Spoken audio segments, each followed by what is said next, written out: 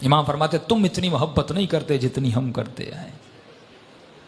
افریقہ کا ایک قافلہ، پنجاب کی فیملی، جب یہ صدام ملعون گیا تو امام کی زیارت کے لیے گئے. فرماتے ہیں چیکنگ پوسٹس بہت زیادہ تھی، قافلے کو بار بار روکا جاتا تھا، ان کی گاڑی کو چیکنگ ہوتی تھی. اس خاتون کا ایک 7 سال کا بیٹا تھا. پولیس والوں نے کہا آپ چیکنگ کروائیں، آپ کا بیٹا گاڑی میں سو رہا ہے، سوتا رہے. بیٹا سوتا رہا. یہ خاتون چیکنگ کروا کے واپس آئی، بیٹا سو رہا تھا. جا کر ان کی گاڑی نجف پہنچی. کہتی جب بیٹے کو اٹھانا چاہا تو بیٹا اٹھ نہیں رہا تھا. فوری ہاسپٹل لے گئے، ہارٹ بیٹ چیک کی، یہ بچہ مر چکا. اس کی ماں بہت روئی، ایک ہی بیٹا. جنازہ ہوا، نماز ہوئی، اس کو جا کر وادی السلام میں دفن کر دیا. اب گھر والوں نے اس کی ماں کو کہا بھائی چلو مولا علی کی زیارت کو. کہا میں نہیں جاؤں گی، میرا بیٹا چھن گیا. ہوتا ہے نا، کبھی زیارت پہ جائیں، جن کے بچے سخت ہو جاتے ہیں، مر جاتے ہیں، ناراض ہو جاتے ہیں اہل بیت سے. چھن لیا.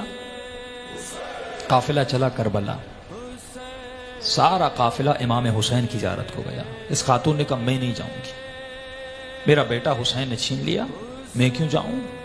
ایک ہی تو بیٹا تھا، میں زیارت کرنے کے لیے آئی تھی، مولا نے کچھ دیا نہیں، اوپر سے میری اولاد مجھ سے چھین لی. نہیں گئی. فرمایا آخری 2 دن بچے. لوگوں نے کہا بھائی عباس کی قبر پہ چلو، جا کر دعا مانگو. کیوں یہاں پہ رو رہی ہو؟ رو رو کے کہتی ہے نہیں، یہ باب الحوائج ہے، اگر میرے آقا ہے تو میرا بیٹا مجھے پلٹا دیں. ایک ہی بیٹا تھا عباس نے، وہ میرا بیٹا چھن گیا. اگر ہیں باب الحوائج مجھے میرا بیٹا واپس کر. نہیں گئی. آخری دن کچھ ہی گھنٹے بچے. ماں نے کہا بیٹی تھوڑی دیر کے لیے چلو، بے ادبی ہے، بے احترامی ہے، کربلا آئی ہو زیارت کے لیے، ایک بیٹا چھینا دوسرا دے دیں گے. انہی کی امانت تھی، انہوں نے لے لیا واپس. بیٹی کو زبردستی لے گئے. یہ کہتی ہے جیسے میں عباس کی قبر کے کنارے پہ گئی، رو رہی تھی، مولا کی قبر کو دیکھ رہی تھی، اور دل ہی دل میں یا باب الحوائج یا باب الحوائج. کہتی ایک مرتبہ میں نے دیکھا ایک 7 سال کا بچہ اماں اماں کر کے دوڑتا ہوا آ رہا. کہتی میں پریشان ہو گئی، کہیں شدت غم کی وجہ سے کہ یہ کیفیت تو طاری نہیں ہو کہ اپنے بیٹے کو دیکھ رہی. کہ نہیں، آ کے مجھے لپٹا.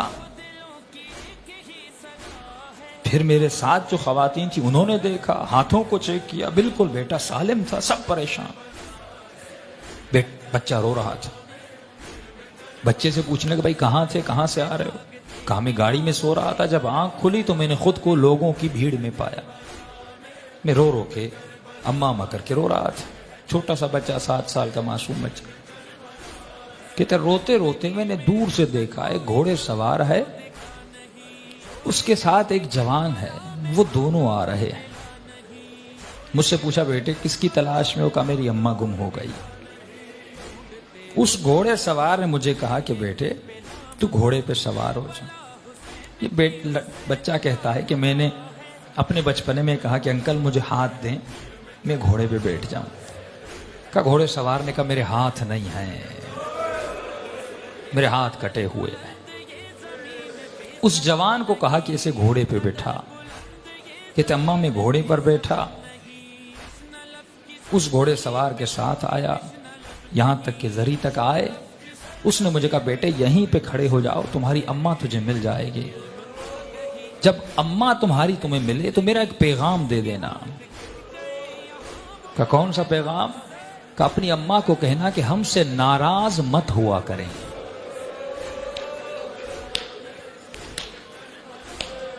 ہم تھوڑی تھوڑی باتوں کے لیے دنیا کی وجہ سے جب اہل بیت کا دل دکھاتے ہیں.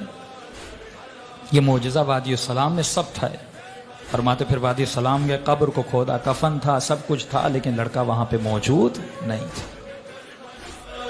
زندگی میں ایسا کوئی شخص تو دیکھا نہیں جو یہ کہہ دے کربلا میں مانگا اور ملا نہیں، جو یہ کہہ دے کربلا میں مانگا اور ملا نہیں.